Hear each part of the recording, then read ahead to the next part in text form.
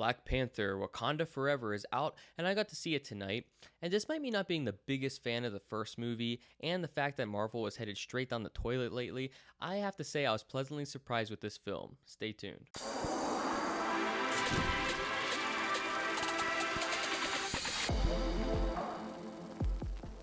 So I'll start off by saying I'm going to keep this 100% spoiler free to make sure that I don't accidentally spoil anything. I'm going to stay very vague about everything that I talk about. So I think the biggest thing on everyone's mind going into this film, including me, was how are they going to handle the death and the tragic loss of Chadwick Boseman? Are they going to acknowledge it, and how will they do that to stay respectful and produce an interesting story without Black Panther being in it? They did a really good job acknowledging it and being very respectful, and it actually made this movie have a level of depth that I've been missing in Marvel movies. I don't know the last time when I felt like a Marvel movie had this much emotion behind it with no comedy to lighten it up constantly. They did a great job of allowing for a little bit of darkness, a little bit of emotion, while also honoring Chadwick Boseman in a really respectful way, and I was really happy with the way they did that. Letitia Wright as Shuri, Black Panther's sister, is really good in this film as well. She carries it in a lot of moments where I liked her in previous movies, but I wasn't sure how she would be in a movie that sort of relied on her a little bit more. She gave a fantastic performance,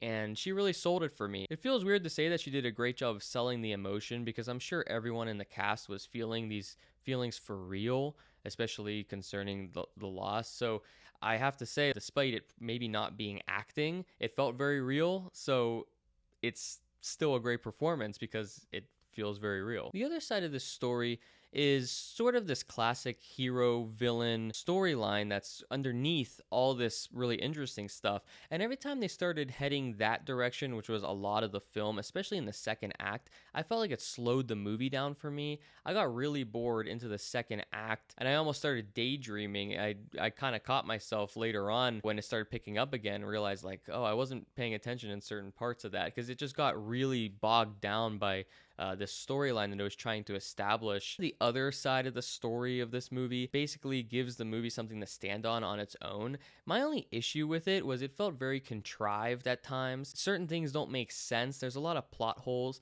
I think if you go in, though, turn your brain off and just enjoy the cinematic experience and the action scenes, you'll enjoy it. If you think too much about the storyline at times, it really doesn't make sense. Just to keep it vague, there's a scene in particular where they're out on the ocean and they use a vehicle that doesn't make any sense to use in this situation based on where we're at in the story. Again, I know that's vague, but it took me out of the movie. I'm like, why would you do that? It's the most like shoehorned in, contrived plot device ever to just give us a story and an action scene. It didn't really make any sense, and it kind of took me out of the movie. And there were a couple things like that throughout the film. I also think this movie was a little too long. It was probably a half hour too long, I'd say. If you trim about a half hour off the runtime, I think the pacing would have been a little bit better.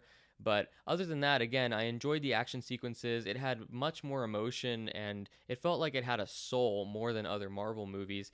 And it did a really great job of not constantly bombarding us with comedy and dad jokes. And I'm also glad that they gave us a movie that really feels like it does stand on its own. I'm glad this movie exists, whereas some other Marvel movies, it feels like, okay, this didn't need to exist. You just wanted to connect storylines with whatever you're trying to do in your multiverse. And I'm not always the biggest fan of Marvel because of that. A lot of times their movies feel glossy, really just cliche, and like they don't really offer anything.